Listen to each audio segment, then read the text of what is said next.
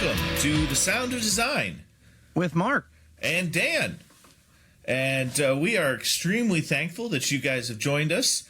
We are very, very excited for today's episode. I figure today would be a great time to talk about one of the most iconic speaker brands that we've had. Really, we should just call them an audio brand. I think that's probably more fair to call them an audio brand.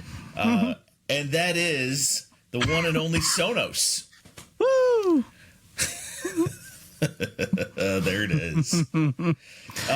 For folks who are well initiated, they're going to know a lot about Sonos, and they're going to have all sorts of preconceived notions. A lot of folks have heard about them, and we figured this is probably as good an opportunity to kind of go through some of their lineup. We'll talk a little bit about some of the different speakers that they have, some of the different parts, some of the different pieces, how they integrate, how they work together, some of their limitations, things like that.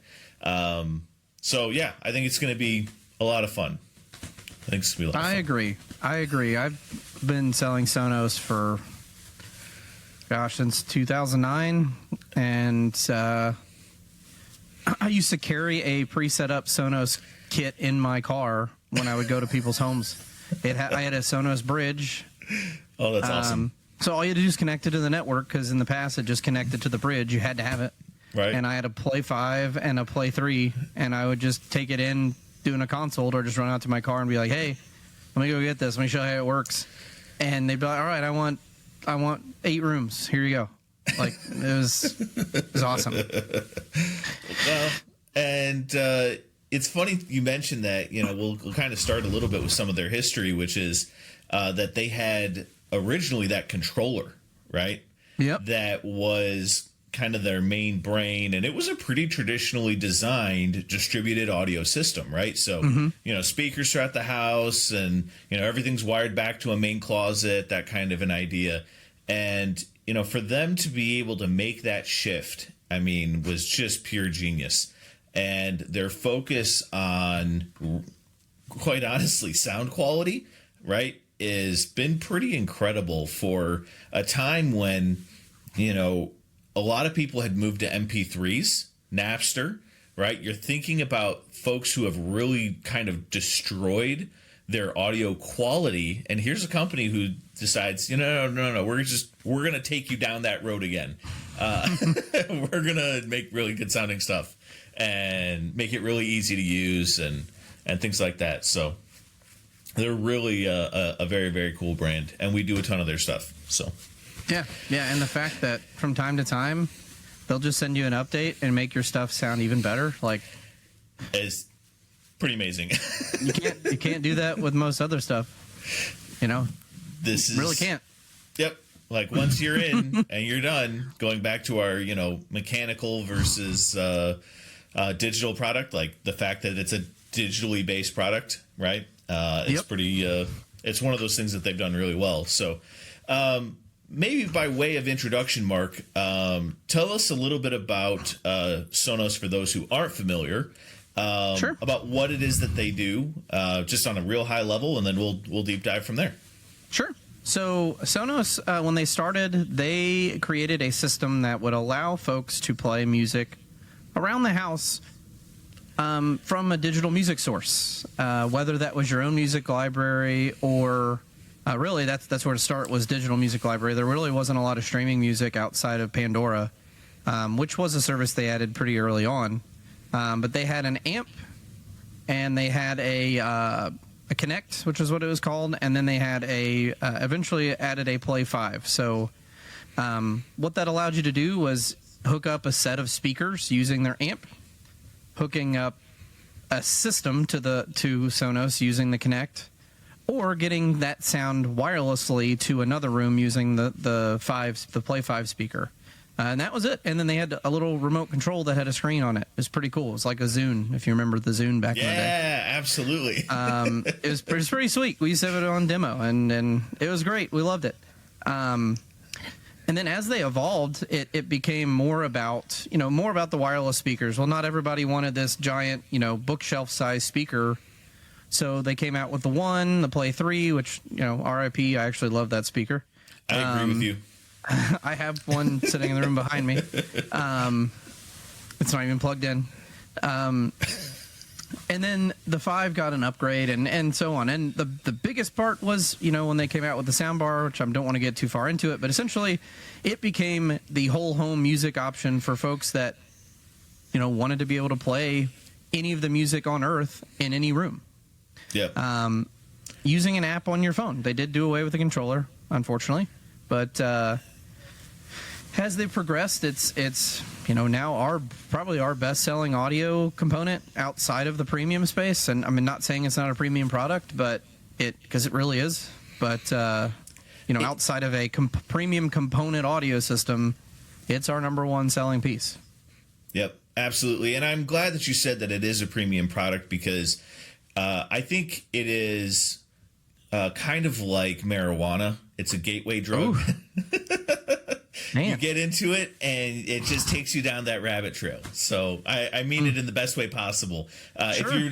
If you're not used to having good sounding speakers, if you're kind of new to that space and you're not really sure, Sonos is one of those places a lot of folks start, and that'll kind of get you bit by the audio bug, and then you can kind of go deeper and deeper into it.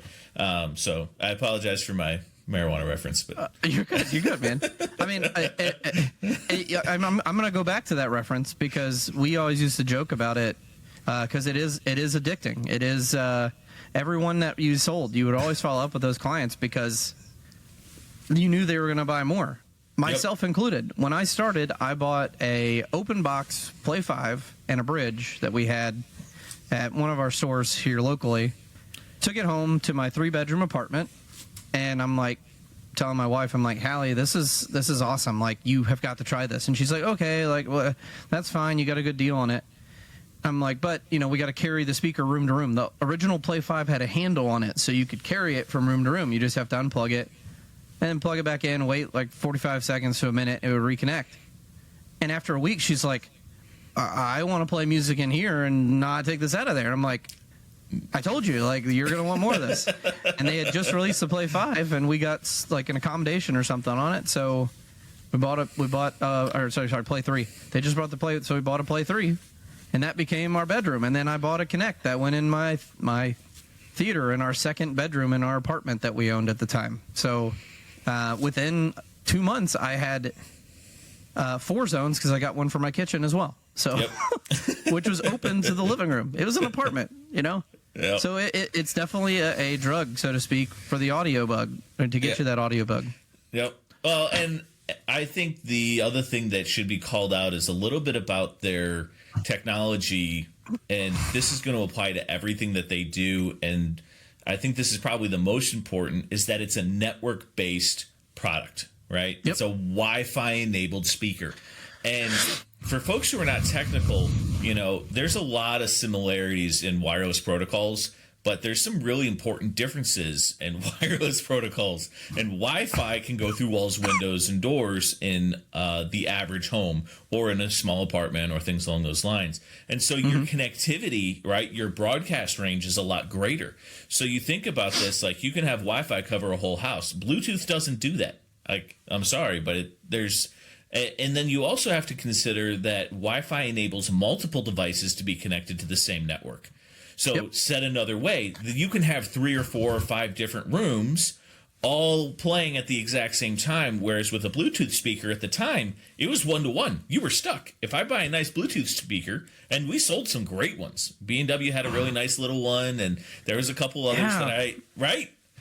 Man, what was that one that we carried? Dang, I'm trying to think. Go ahead. I'll think of it. But go ahead. Anyway, but my point is, like, that's great for one room, right? But if I want to go to that second room, I really want to get that distributed audio concept. They picked up on the wireless thing and just kind of went full bore with it. And rightfully so. I think a lot of their success is due to the fact that they had, the right idea at the right time. But also, probably the most important is that they executed it right. So the speakers actually sound very good. So from an audio perspective, they're pretty stellar. The amplifiers, right? Very, very good. The app, very reliable. It wasn't difficult to set up. It was very easy, and still is, quite honestly, to this day. easy to set up and to go through a system. They do a lot of stuff automatically for you. And so you take that combo, right, of really well made, really good sounding, like it was just, it had, and I'm sure it wasn't easy for them to do that, but in the end, that's what they were able to accomplish. And so I give them a lot of credit for doing something that not a lot of other brands were able to do. Agreed.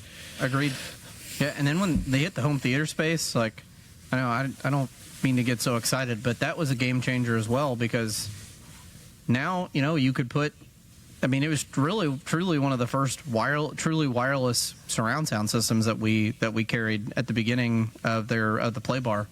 And that thing was, I have one in the closet behind me, but it was not the prettiest speaker, but it had, 9 different drivers across the whole front of it. And it was, again, a literal game changer when it even came to soundbars, because soundbars back then were Bose, a TV manufactured soundbar, Samsung, Sony, LG, or Sonos when they launched it.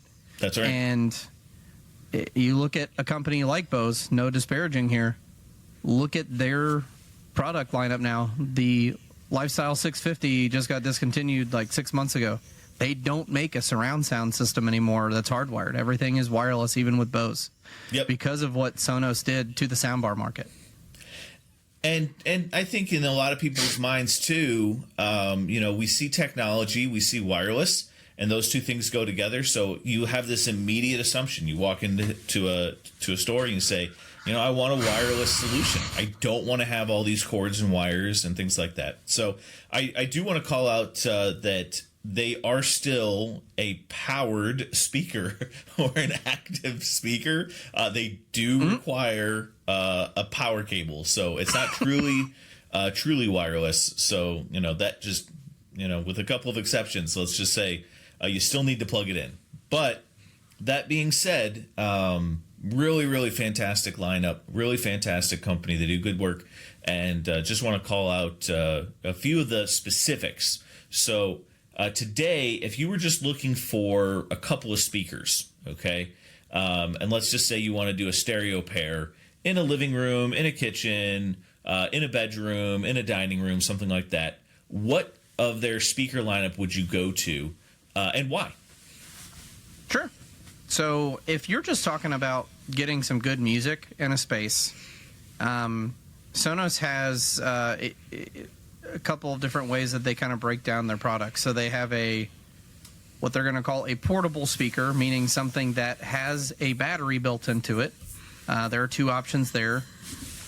They have the theater options, which are soundbars and subs, but in the middle they have their just what they call speaker or wireless speaker arrangement. So you have an Aero 100, an Aero 300, and the Sonos 5. Just different performance levels based on the functionality that you're looking for and the space that you're trying to cover. So if we're talking a small office, I've seen it done in like lounges, things like that.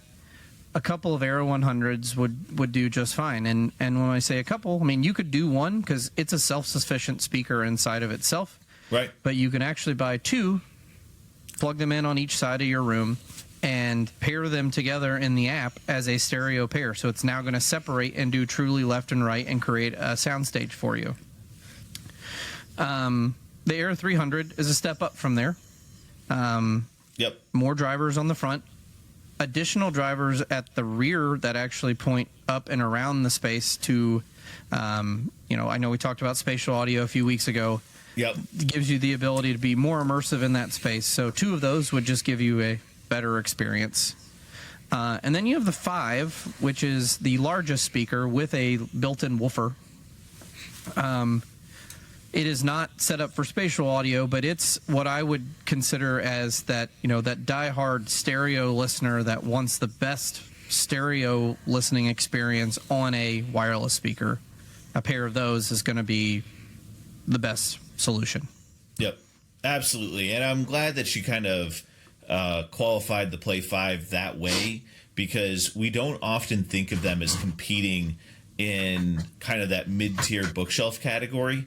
But when you think about, the cost and the price points, okay, let's say that you find a nice integrated amp, entry-level Denon, like a, DRA 800 or something similar to that, right? $500-600. You get yourself a pair of bookshelf speakers, $500-600. You're in that $1,000 to $1,200 kind of a price category. And if you were to compare that to 2-Play 5s, I would argue that, you would have the same level of performance. Now, you may like this brand or that brand. You may like this or that. All right, so let's take the subjectivity out of it. But from a class perspective, 2-Play 5s are phenomenal.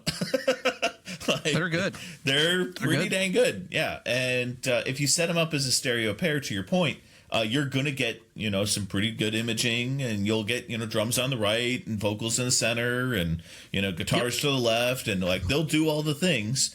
So I definitely think they represent a fantastic option. And I like their Era 100s just as kind of like secondary spaces. You sort of called it out, like a smaller office. I have no issue saying, if I just want to have something, maybe to just get started, see how you like it. I mean, that's not an expensive speaker, so if you've got, a small office where I want to have some background music while I work and really just, I don't want to have a huge financial commitment. I mean, that thing is fantastic. They make great gifts, phenomenal gifts. Yep. I hate to say it, but they really do. So my brother and mom have it at their houses already. So, and the other thing, I did bypass this, but the subwoofer that I mentioned as part of the home theater, you can bring that into any of those stereo pairs and give yourself even more bass to give you that 2.1 experience over the 2.0 experience. And they actually have two subs now. I didn't mention the mini sub, but I know we really didn't get there yet. Yeah, well, and that's fine. I mean, we might as well transition into it, because I'll tell you the story. I'm in one of the demo rooms, and the Sonos rep comes in and he sets up a pair of Play 5s, and at the time I think it was the Sub Gen 2, and we listened to a track by Incubus, and I will never forget, Aqueous Transmission. One of my favorite songs. It's really an amazing song. It has kind of this Asian feel to it. There's some great flutes. There's a bunch of traditional Chinese and Japanese instruments, and there's a drum and all this. And man, I could not believe how good it sounded with that sub. I mean, I'm sitting there listening to this, in a studio, going, "Wow, this is very impressive." And to build that up with a wired system, to get to that same level of performance, quite honestly, I think you'll get, dollar for dollar. You've got some very, very staunch competition, but you got to do a lot more work to get there. And I think that's really the big difference. You will probably get a little bit of a better result. Admittedly, you can tune that sound a little bit more to the way that you like it. But again, going back to it, for a plug and play solution, those things are awesome. Yep.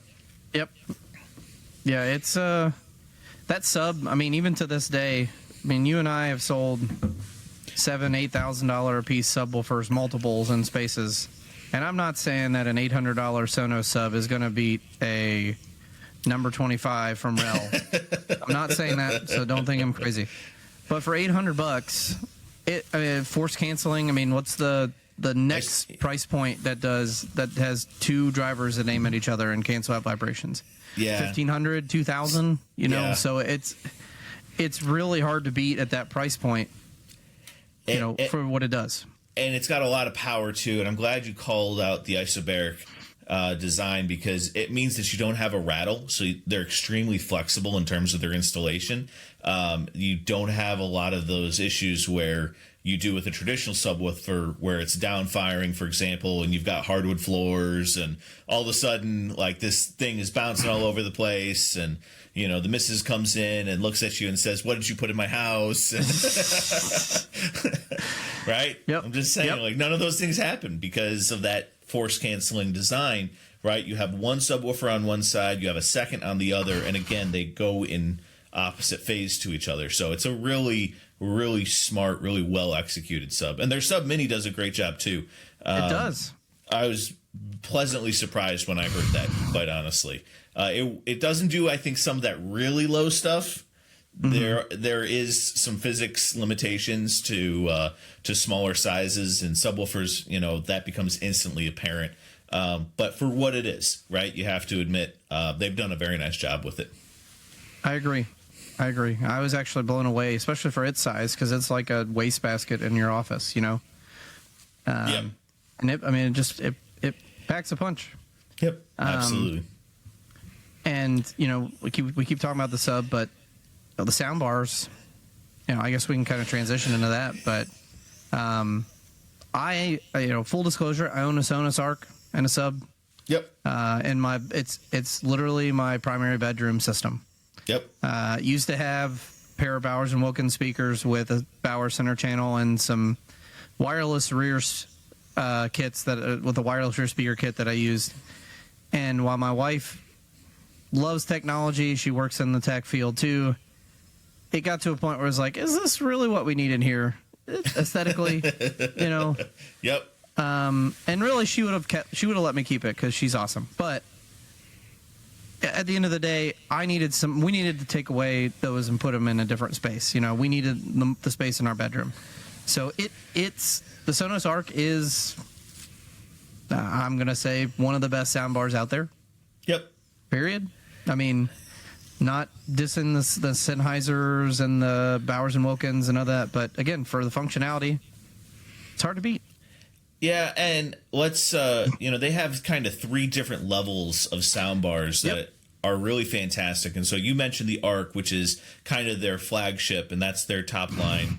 Then you've got a mid-tier, which is called the Beam, and then they just released the Sonos Ray, which is a little bit of a step down from that. And the thing I like about it, I mean, you say best, and that needs, I think, to be qualified, because I don't disagree with you, right? Yep. The question is, and I'm going to use a Top Gear reference. If you're not familiar, it's this UK show, car review show, and those guys talked about the worst car ever made being some really fancy Lexus. And the reason is it wasn't fast, and it wasn't sporty, and it wasn't this, and it wasn't that. And even though it costs a lot of money and all these other things, and they went on and on and on, because the point was that they missed the mark. That's actually what the issue was, right? And and I think when you talk about what makes a good soundbar, well, what is a soundbar? It's easy. That's the whole point. It's simple. I plug it in, I connect it, I walk away, kind of a thing. And in that sense, even though there are probably some soundbars that could maybe have better frequency response, or maybe a better this or a better, I get that. But as an all around, when you really think about, well, what was the point? Well, simplicity, ease of use. I just want to plug it in and know that it's going to work. I don't know of another soundbar that I could put in my grandma's house and not expect to get phone calls. Yep. Even including some of the TV manufactured soundbars. It's kind of amazing, to be honest. Yep. Yeah, I mean, I had, prior to moving into our house, in our last apartment, I had a Samsung TV, or Samsung, it was a Samsung TV Plasma. Yep.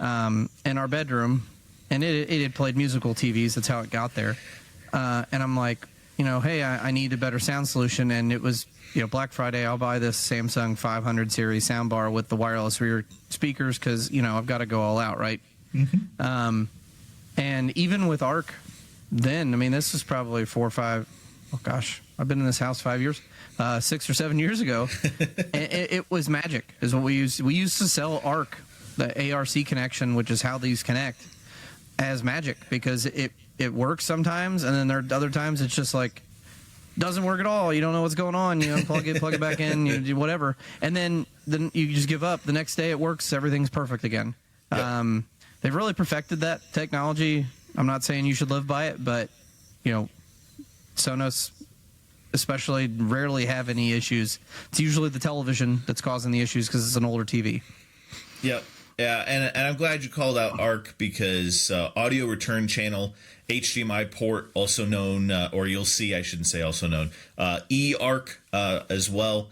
And just for the the common person listening that is not familiar with that technology, it allows the TV, when you turn it on, to send a power on command to the soundbar. Okay.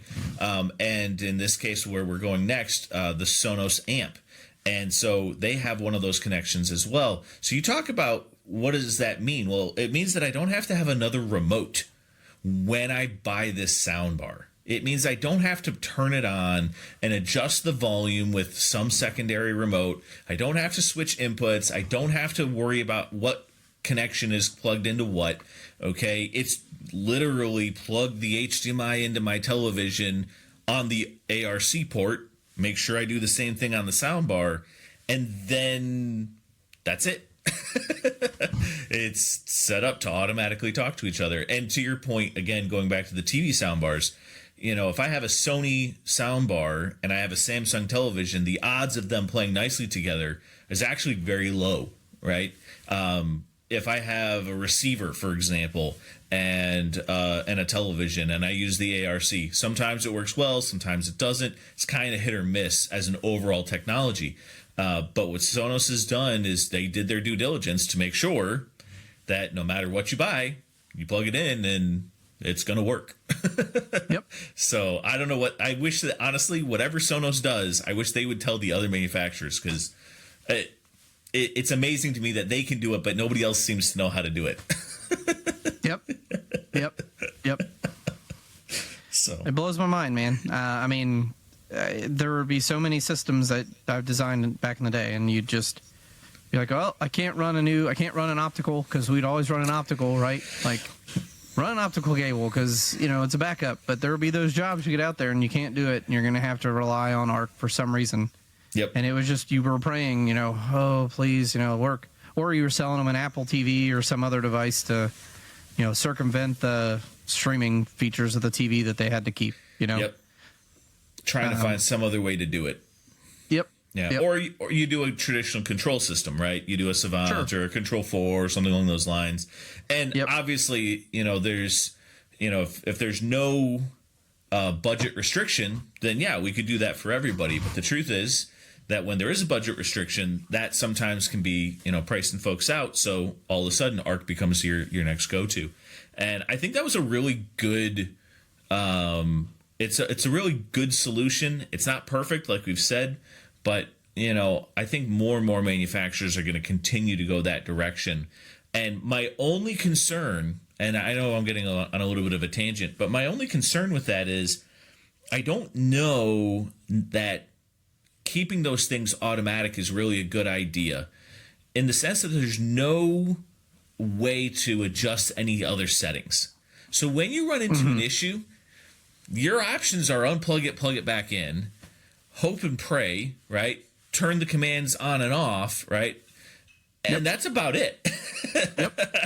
Like, you can't go in and say, hey, we need to turn off this, we need to turn this on, we need another power command, or we need a delay, or we need none of that stuff exists. And so I still think there's a large market of projects where you're going to go to a control system, even for just basic remote control functionality, because if ARC doesn't automatically do its thing, you have to have some sort of a way to solve for that. But I think as more and more manufacturers, if they can do it right, if it's well executed, I have no issue with it. So, agreed. Yeah. So let's move on to the amp and the port, because we teased the amp a little bit earlier. Can you tell me about those two specifically? Because they're some of my favorite, honestly, my favorite parts of the Sonos landscape. Yep. And funny you said landscape, because we can get to that in a second. So imagine this, right? You've got speakers that you love the sound of, whether they're bookshelf speakers or, and most of the time it's an outdoor speaker of some sort, right? Yep. But you have those and you want to get Sonos to work with them. Enter the Sonos amp, formerly Connect amp. formerly ZP100. It is the Sonos Amp is 125 watt per channel, 2-channel stereo amplifier with Sonos built into the system. So it natively connects to the Sonos app.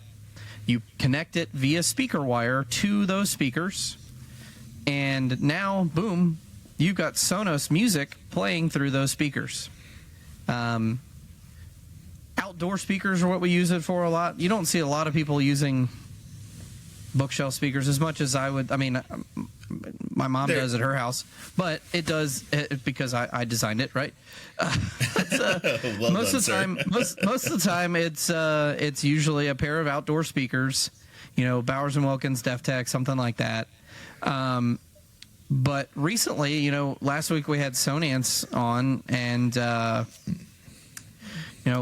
there's a 6-channel option package that we sell with them that has 6 landscape speakers and a sub powered off of the Sonos amp for landscape audio. Now, it's not going to cover an Olympic-sized swimming pool, but if you've got a small patio or a smaller pool, it's really, really awesome, and it's pretty inexpensive compared to the next tier up from them. So, so that's the Sonos amp. I love it. Well, and honestly, so I said it's my favorite. It's a fantastic Swiss Army knife of a device, and so I'll just give you a couple of things that are, in my opinion, incredibly important as a designer. So the first one is that it's about 9 by 9 inches, and I want to say maybe like 2.5 tall, something like that. So from a physical standpoint, it's actually very small. Most amplifiers are built into an AV receiver. Well, that's a rack piece of gear. That's 20 inches wide by 18 to 20 inches deep by 8 inches tall. So, you talk about looking at things from a design perspective. You say, I don't want to have this big, ugly box, right? That's half the reason why we throw them into these other rooms. We put them in a rack. We put it in a cabinet. We put it in a... Well, you take a look at a Sonos amp, and we've been doing a ton of these recently. You can run speaker wire and an in-wall or in-ceiling pair of speakers or a passive soundbar, and that's actually the one is probably my favorite, quite frankly. You can run those right behind the television. You put in this low-voltage back box, and the Sonos amp can live behind the TV. And so now you've got this ability to hide an amplifier, and you can get whatever speaker you want, to your point, right? Maybe I do want bookshelves. Maybe I want a set of towers. Maybe I want some electrostats. True story. I had a guy. Okay? And, oh, man, it's going to be... All right, so electrostatic speakers from Martin Logan, okay, they make phenomenal, and they're not inexpensive, by the way, but they sound fantastic, and this guy really, really, really wanted some electrostatic speakers, but he already had Sonos. He loves Sonos, and he said, listen, man, I want this ease and compatibility. And so we get out to the house and we're looking at it and we go through the design, and you know what? At the end of the day, we had this beautiful wall that was left of the fireplace, and we put an electrostatic speaker on one side and the same thing on the other. The wires went behind the television, so you didn't see any cords, you didn't see any wires, and we were able to get the Sonos amp behind the TV. So it really did look like these floating speakers, floating television, and we had all of the integration with the Sonos system. And the TV was super easy to operate. He did nothing but stream. So, he turns on the TV, amp turns on, speakers play fantastically. And could I have recommended a nicer amplifier and all this other kind of stuff? Sure. I probably could have. But in the end, it was actually the right move. And it sounded pretty dang good. It sounded great. So I really do think it's probably one of my favorite pieces. But let's say that you had a receiver. Let's say you've got an Atmos surround sound room, like a theater room or a bonus room or something, but you want to be able to play music up there. Mark, what piece would I use for that? Well, Dan, you would utilize the Sonos I'm kidding. Sonos Port. Sonos Port. Formerly the Sonos Connect. And that essentially is the same device as the Sonos Amp, just minus the amplification part. So you can connect it via analog or digital coax to any amplifier that you want, whether that's a surround sound or an existing 2-channel integrated or 2-channel amp, and that allows you to utilize your amplifier and speakers with that system. The other difference between the port and the amp is the amp does have that HDMI connection like the soundbar. So when we're talking about playing TV sound, you can connect TV HDMI to that. The port does not have that. It is strictly designed as a audio device, for music and for Sonos audio, and we'll get to that in a second. And it also has an input, an analog input, which the Sonos Amp does too, allowing you to plug in another audio source like a turntable or CD player or something else to distribute that throughout the Sonos system, which is something we've kind of skipped over and we'll talk about at some point here. But that's what the port essentially is designed for. Well, and I'm glad that you corrected me, because it really isn't just music. Yep. You are correct. I like to think about them in a music context, probably because I use them for distributed audio so much. Yep. If I have a house we go out to and they already have a traditional in-wall, in-ceiling speakers, have already, volume controls on the wall, we're already, have an existing system we want to build some new technology on top of, the Sonos Port becomes a really nice solution. You can get one of those to represent each room or zone, depending on how you break it out in the home. And so, in conjunction with a distributed audio amplifier, 8-zone amp or a 16-channel amp or a 4-channel amp or something like that, you've got the Sonos brain power, so to speak, to be able to feed into that system. So, and you mentioned that you could connect a turntable. So could you tell me maybe the 2 ways that you connect turntables into the Sonos ecosystem? Sure.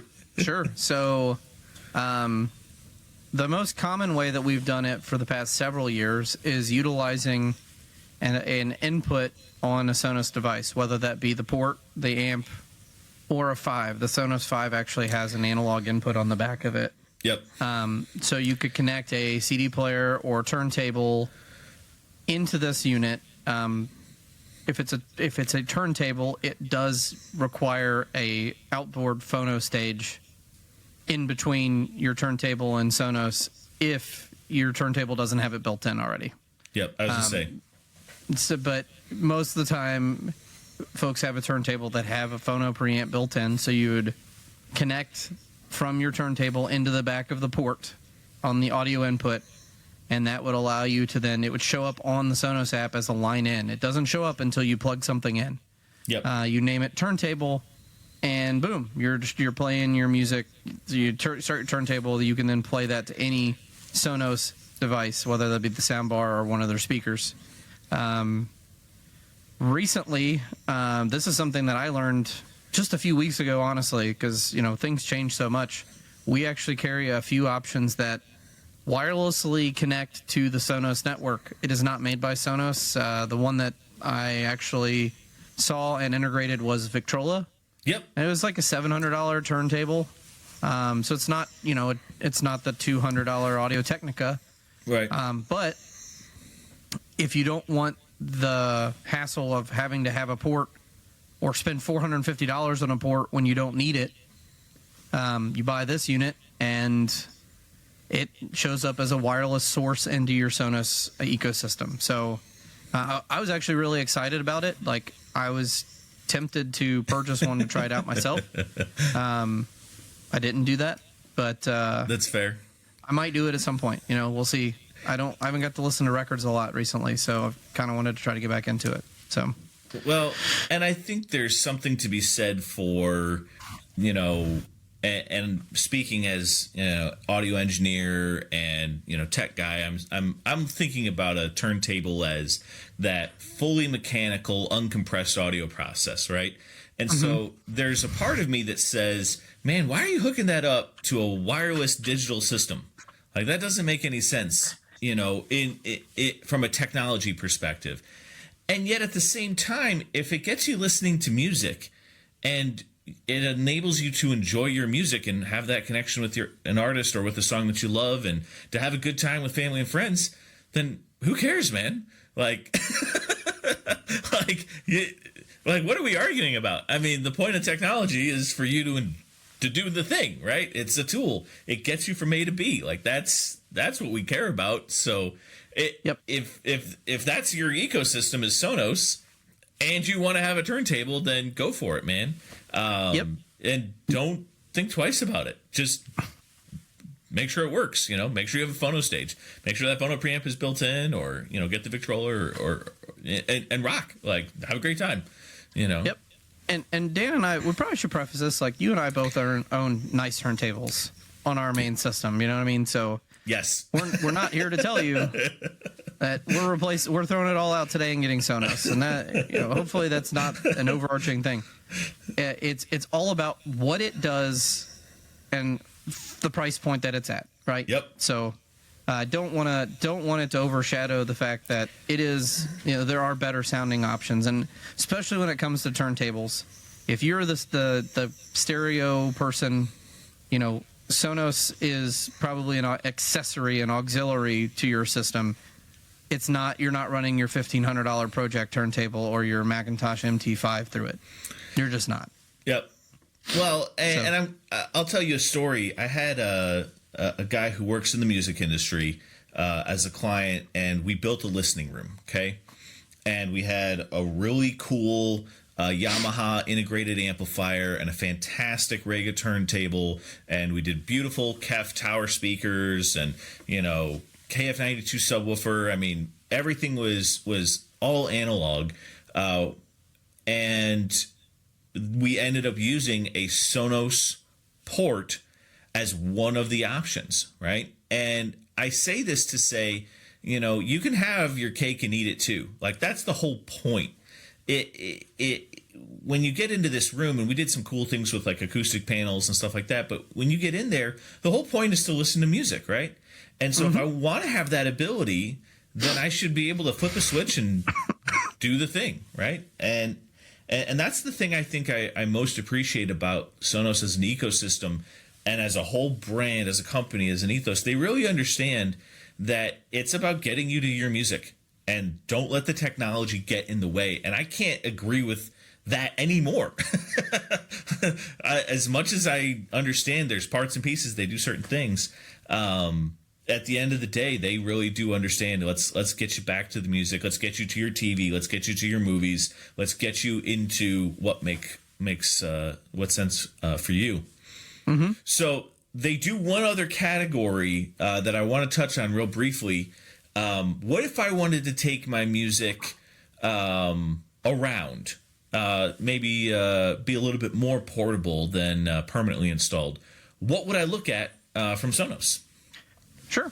So they have two options. You have the Move, or Move 2 is actually the new one, and the Roam, or Roam SL.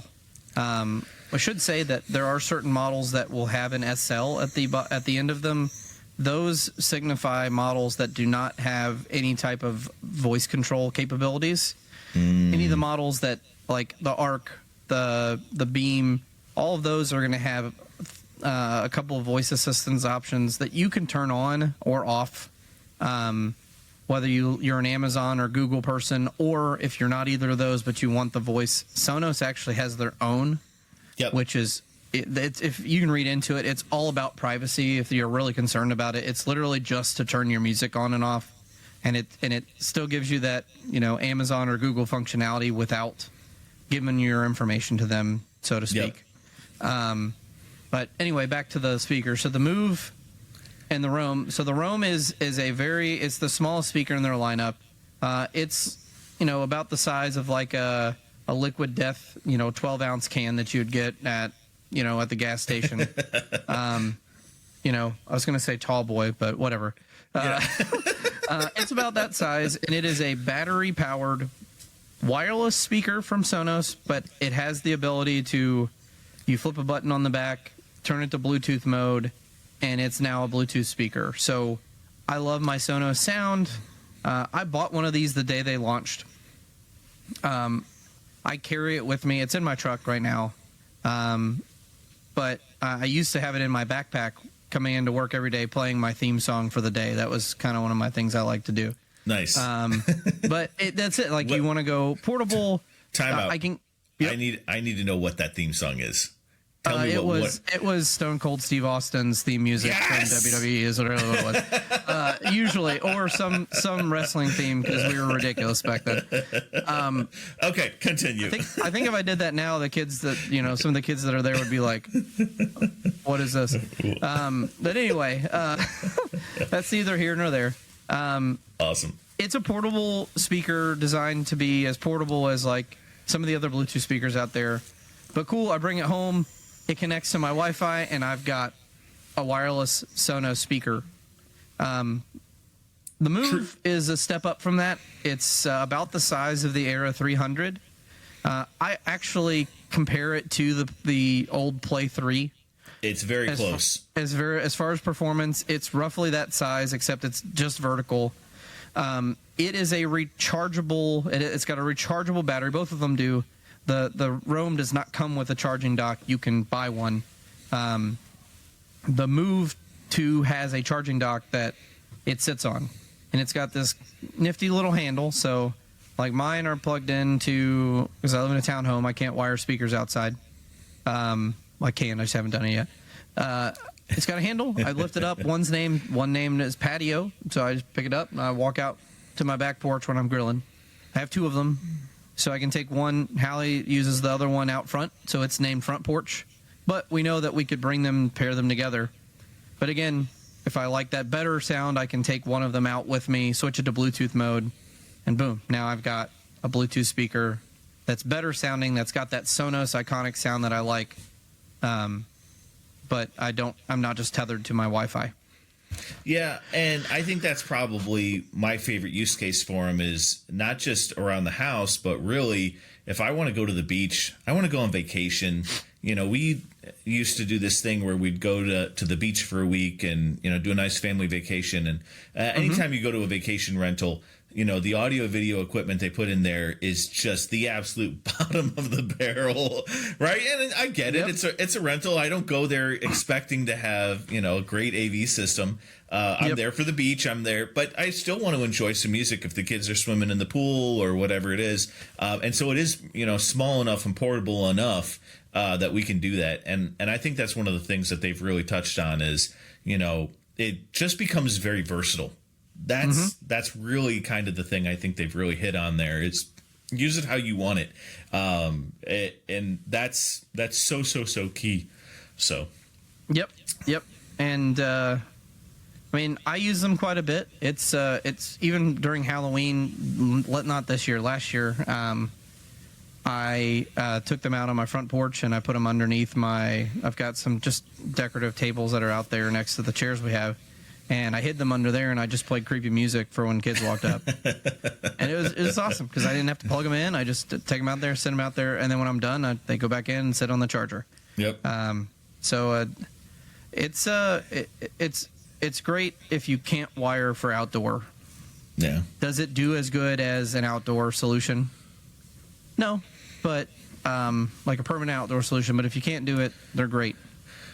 Should say that. You do need to make sure that you have, if you're taking them outside of your home, but around a pool, you got to have Wi-Fi around those spaces. Otherwise, they become Bluetooth speakers. That is correct. Yep, absolutely. So, Dan, yes, there's one more that I completely forgot about, and I think you completely forgot about it because we don't sell them. That Sonos makes. There's actually another product lineup that we forgot about. The Symfonisk. Yes. Symfonisk. It comes from the land of Swedish meatballs. That is at correct. IKEA. I was going to say the place that hates your thumbs.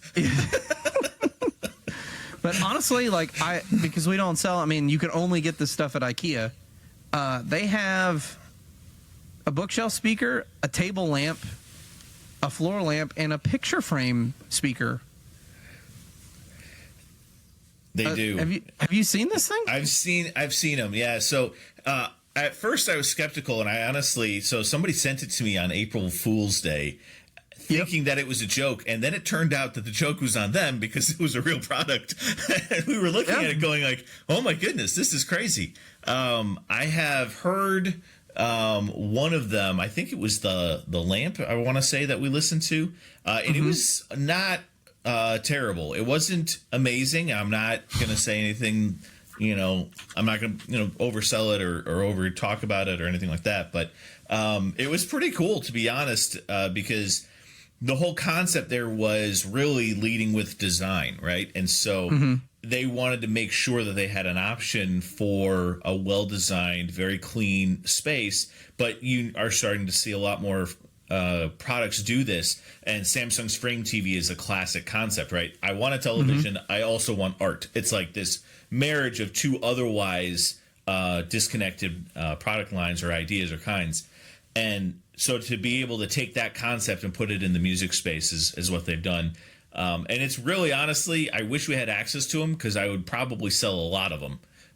There's a lot of spaces where you could say, yeah, I can use a picture here. I could very easily put, a couple lamps in this room and, and to be able to double that up and get a little bit of background music and some sound in there, I think makes a lot of sense to a lot of folks. So definitely it's an exclusive, I think, to IKEA, if I remember correctly. I don't know if you can, I don't think you can order them or something like that. But if you happen to live around where one of those Swedish meatball places is, definitely worth the drive. Yeah. That's the only thing that hasn't come to Nashville yet. Oh man, it's coming. I'm sure it's coming. It was. Everybody else is. Yeah. We can get into that. It was coming. They cut back a few years ago, but I'm sure they'll come here at some point.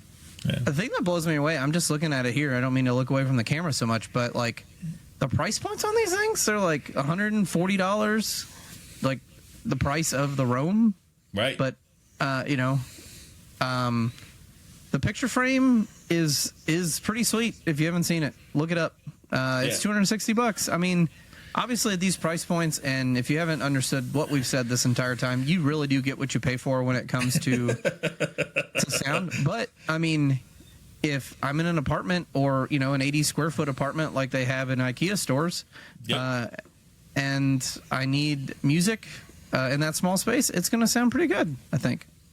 Yeah, I think, again, going back to that concept, it's part of a whole ecosystem, right? So if I'm thinking about this, saying, I want to have maybe a pair of Play 5s in a larger kitchen area or something along those lines, and I want to have some music in a hallway that's off the kitchen, I don't have a problem saying, yeah, let's go ahead and put a couple of those pictures up, picture frames up, and let's let that music kind of flow through the house. There's some other cool things that you can do with the Sonos system because of its versatility. I'm reminded of a job we did a few months ago. So very cool client. He's a really big classic rock and roll guy. And not only does he like classic rock and roll, but he especially loves like boogie woogie, style rock and roll. Okay. And Great Balls of Fire is this guy's favorite song. I kid you not. So we get to talking and we start to realize like he's bought this baby grand player piano because he can't play a lick. Okay. And so for those that don't know, and we've said it before, I'm a piano player. So like for me, you put some ivories in front of me, I'm going to play the song. I'm going to have a great time. Well, he can't do that. So he gets this player, and the player has this function built into it where it pairs to a set of speakers. So the piano plays the piano part, but then the actual recording of the song plays through the speakers. Well, the speaker quality was not very great. And so we were able to get with a Sonos port and with a couple of Sonos Moves, believe it or not, we did Sonos Moves. We put 2 of those on either side of the piano, and we were able to sync the player going into the port. The port went wirelessly to the speakers. We were able to get the sound through that system. So it sounded like a live band. It was just incredible. That's awesome. I did one of those pianos too, but not. It was just a player piano, Yep.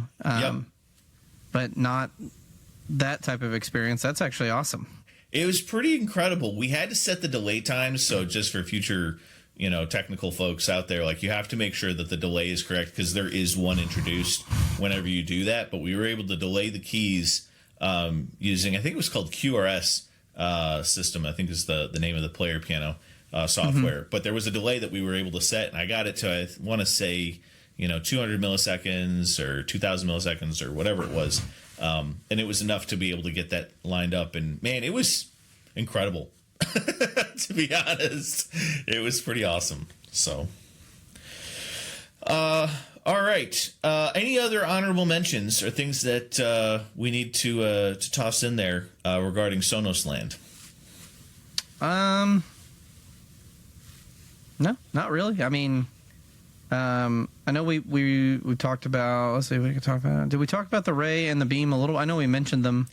Yeah, some smaller soundbars. They're not 5.1. Probably good to say if you want Sonos integrated to your sound, but don't want to go all the way down to the ARC.